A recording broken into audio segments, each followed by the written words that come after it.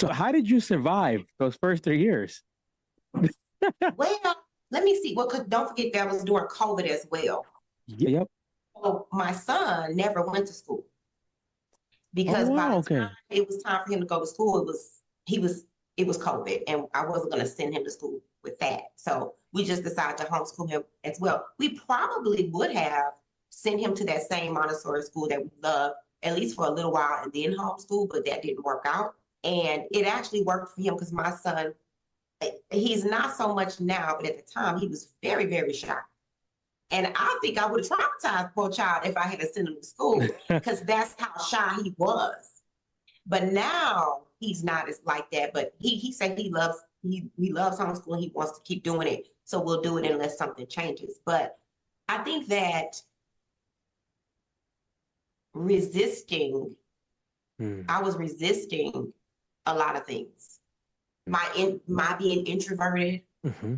my idea of what I thought it should look like, the Hmm. idea of how I thought they should learn, the idea of we need to do this many subjects, we Ooh. need to homeschool for this amount of time.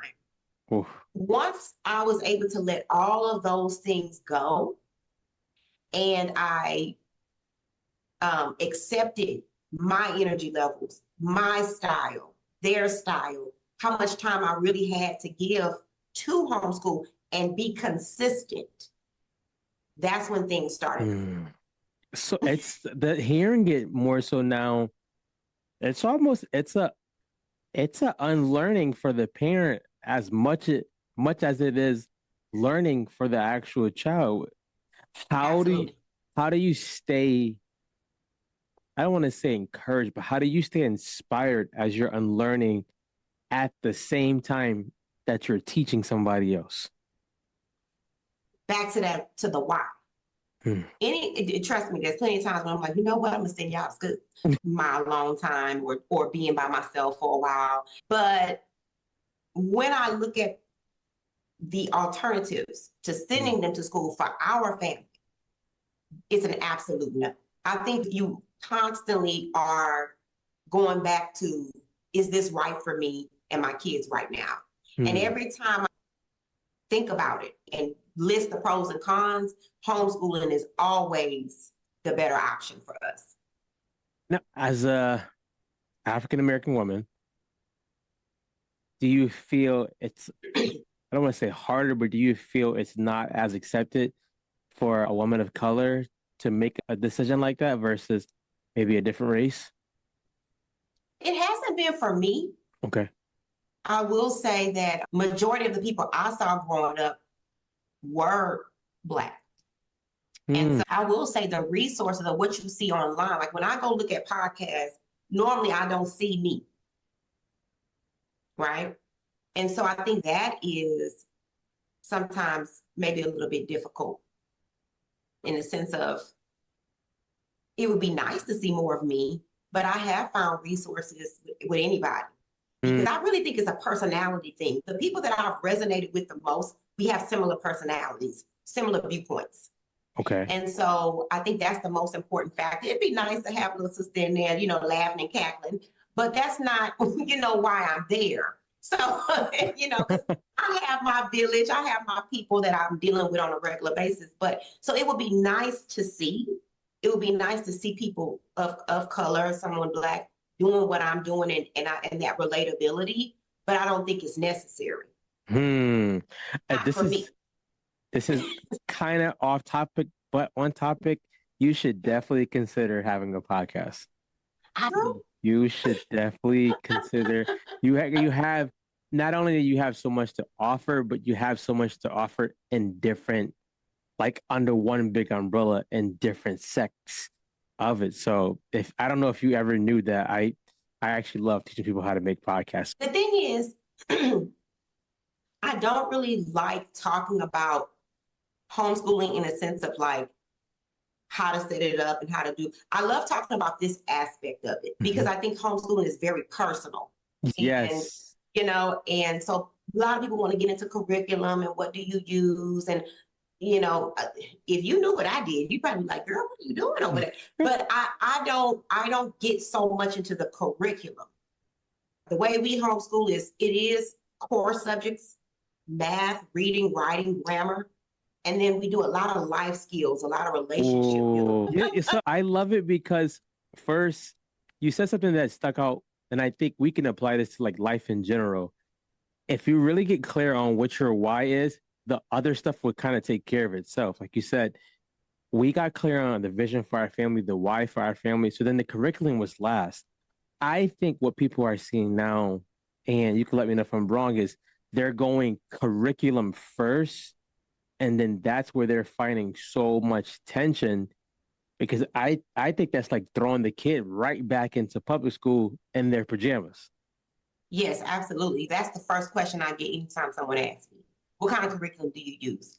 And it's like, I don't really know what to say to that because you have to do the other part first. I can tell you what I'm doing, and I will say this, I do believe that sometimes people homeschool, usually there's something that has happened, the reason why they want to homeschool. Like maybe the problem with a teacher or problem with the school system or a learning challenge or safety. There's usually something that's triggering, I think I should homeschool. And so sometimes you're leading with that too. You're with that too much. You're not ever going into the real why. Tell us more. Tell us more about that. So for instance, let's say a person is having a problem at school with a teacher or the child doesn't seem motivated or whatever. And so somebody will come to me and say, well, I'm thinking about homeschooling. What kind of curriculum do you have? Well, see, this is not the real issue. Okay, why are they having problems? Why are they having behavioral problems or learning challenges? Or what is it with the teacher? Is it that you need to maybe transfer them out of that classroom? Or is it that you maybe need to go to a Montessori school? Homeschooling may not always be the best option because see, once you start looking at what you can give, it may not be for you. Oh, whoa. What do you, I like that because I've never heard anybody who homeschools say that. It's usually homeschool or nothing. Like either homeschool or it's not right. What would make you think that what will make you think that there's an option of maybe a Montessori school versus homeschooling? Because we did Montessori. I don't think homeschooling is the answer for everything and everyone. Like I said, when you look at sometimes what it takes to homeschool, you don't have it. It's not because you don't love your children energy wise, because I saw a quote the other day and I said, oh, that's the truth. The homeschooling is going to bring out your issues. It's going to bring out your issues, whether you realize you have them or not. It could be a time management issue, organizational issues, consistency issues. It could be mental and emotional issues that you may have. And you can get very triggered homeschooling. And so if you're not able to deal with that, or you're better able to deal with these issues with your child being in school, or maybe homeschooling but having a tutor for certain subjects, there's a variety of things that you can do where you can continue to homeschool or maybe use or choose another option where your child's still going to get what they need, but you also are getting what you need. Because remember, your homeschooling is different because when you go to school, your teacher is not emotionally invested in your child. Not like that.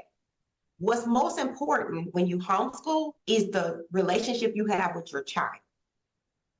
And if you got these issues and these triggers going on, you can damage that relationship. I respect that. He said, you may not have what it takes because now it's nothing wrong with that. You don't have the capacity, but you said something that me and my wife usually always say this: marriage will show you who you really are. It's not social media marriage, like real marriage. So yes. When you said that, like it was like homeschooling, like it's going to show you your time management, organization, maybe some blocks and stuff like that. with knowing all of that, how did you get to year 6? I was determined to work through it. Hmm. I wanted to work through those things because they were important to me. And sending them back to school wasn't going to solve the issue, not for me and not for them. Again, when I look at the pros and cons, it's better for me to work through my issues and whatever I need to shore up on than to send them to school. But I was willing to do the work. And I knew I was able to do the work. I was capable of doing the work. Mm. And sometimes, because there were some things I had already worked through before I started homeschooling. So I knew that what it was going to take. I was willing to get the courses or trial and error. I was willing to go through the trial and error. And more importantly, I was willing to be honest with myself Mm-hmm. about my weaknesses, my triggers, my lack of maybe some time management things, because I was raised by my mother, Sandra, of course, and my father too, but Sandra don't play when it comes to cleanliness. And so one of the most important things to me was having a very nice home, neat, clean, beautiful looking home. Now, I wanted it to be, I didn't want it to be overwhelming, but that's how I was raised. And a lot of the podcasts and things I was listening to would say things like, oh, you just have to, that's just how it is. Your house is going to just be a mess because it's homeschool. And that didn't sit well with me. It didn't sit well with me. I just could not grasp. But I had to understand that, because I learned later in life that I have ADHD. And Lord knows, I said, well, that makes so much sense. And so You would not think so at all. Well, it's just executive function and it's the planning. And I could get things done when I didn't have the kid. But once I started having children and now they're home all day. It's a lot different. Right? And the house is not clean. It wasn't working for me. And so I had to learn how do I accept? So that's why I said a lot of acceptance. How do that I cannot have the home that I want to have with 2 kids? Can I accept that? Can I accept my house just being dirty or messed up? No, I cannot. So now what am I going to do? That's when I realized I had to live very, very simple. And so I'm going to plug myself real quick. That's why I don't really talk about the homeschooling aspect as much as like how to do all of that, as I do more of the organizational, the planning, the mental aspect, the time management. See, once I got very, very simple, I had to get very simple on what is it that you actually want to accomplish. You want to be home, but Stacy, you can't have them out of home and it's going to be clean all day. It's not going to happen. So you're going to have to scale that back. You're going to have to get very simple in the way you decorate, the way you organize, the way you prioritize. Everything's going to have to be very, very simple if you want to have this and this. You guys got to follow her on Threads, because when you read her stuff, it's like when I read it, I always stop and I'm like, whew, make things simple. You don't got to accomplish everything. And it's not a message that's popular, but it's what I think will get the result. In the long run, when you're not chasing A through Z, you're just doing A right now and B. Would you say, with being 6 years and building your online business now and things like that, how does Stacy get a chance to pour back into herself? Oh, that's a good one. It goes back to communication. Communication with your spouse, communication with your children. I told my children one day, I said, Mommy is like a cell phone. If she don't recharge, she gonna die.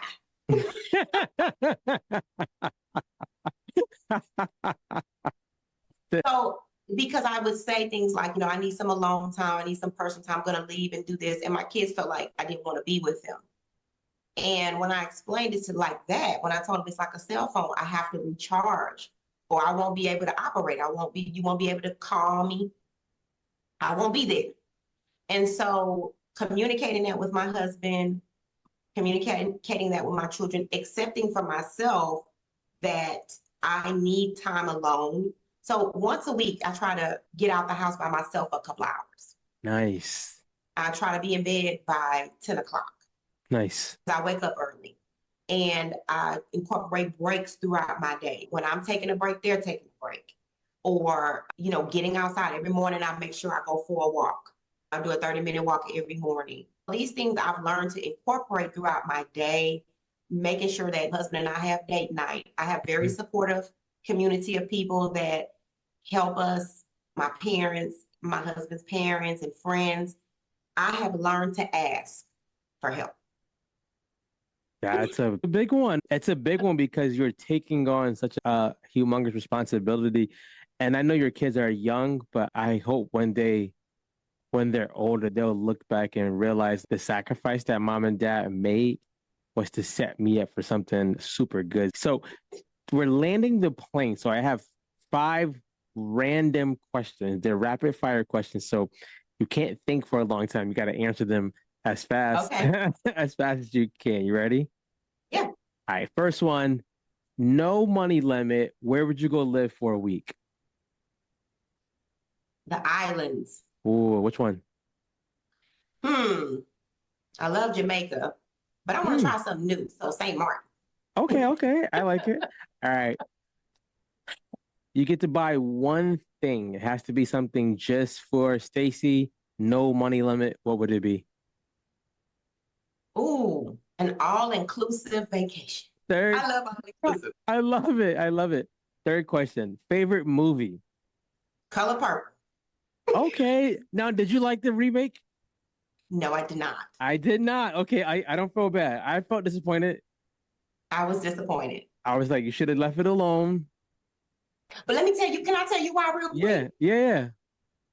I felt like it probably could have been better if they had filmed it as a play instead of a movie. Like, how Alexander Hamilton, they made it a movie, but it was filmed as a play, so it still had that play vibe.